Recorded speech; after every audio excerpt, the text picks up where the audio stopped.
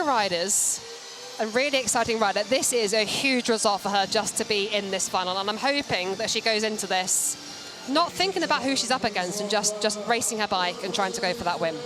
Okay, Joe, how does this change? Because we've gone from a 3-up sprint to a traditional match sprint, but without the traditional best of 3. It's the winner here, and that's it. Yeah, winner takes all. One ride, that's it. So the riders will be more comfortable with this format. They're more used to this. So the 3-rider lineup that we've just seen this evening, it is unfamiliar. It's a little bit uncomfortable. This is back to sort of their comfort zone in that sense, but without that safety buffer of a best of 3. But I think when you go into a sprint, you need to race each round as if it is the final. So in terms of the mentality, probably more back what they're used to. Just seeing a very cagey start here. And Hetty van der Waal is coming down to the bottom of the track. She's just looking over her shoulder, keeping her eye on Mathilde Gros. Of course, far easier just one rider on the track to keep your eye on than when you've got a 3-up heat. But wow, she's got some tough competition here. Gros, the rider from southern France. You can just see that left knee all strapped up. Well, she's been in fine form. Top Vettel, been a classy competitor in the last few weeks, taking the world title. And what a time to establish yourself. What a time to break through with the Paris Olympics next year. Yeah, it's a fascinating time for any French riders as they're coming towards this home games. You know, it's often a once-in-a-lifetime opportunity for athletes, and it's rare that you do get that opportunity. It's a very, very lucky one. And she is coming into form at the right time. You know, we've got less than 2 years to go. We're going to start the Olympic qualification period in February. So all important racing now as we build towards that.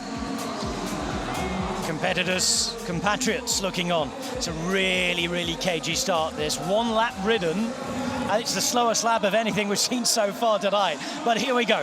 Gros starting to wind things up behind, and I think looking to take that acceleration now as we come to the last lap.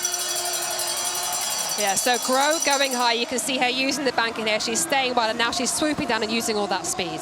Half a lap to do, still going all the way, and look at that acceleration into turn 3. She's already level coming out of turn 4. She's in front now. Look at that demonstration from the world champion, and looking every bit worthy of wearing those rainbow bands. Mathilde Gros, the first winner and the Champions League leader in the sprints on night 1.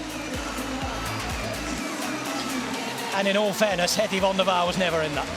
No, that was an incredibly dominant ride there by Gros. I'm impressed with van der Waal, how she went into this. We saw her lead up at the start. Very, very cagey first lap. Like you said, the slowest one that I think we've seen this evening. She wasn't going to just let it go Gros' way. But wow, the world champion, incredibly dominant. Everyone has been talking about her coming into this Track Champions League. She raced last year, but she wasn't one of our overall leaders.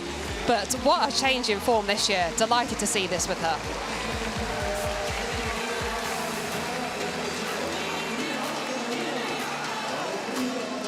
Well, a grosse victoire for Mathilde Gros.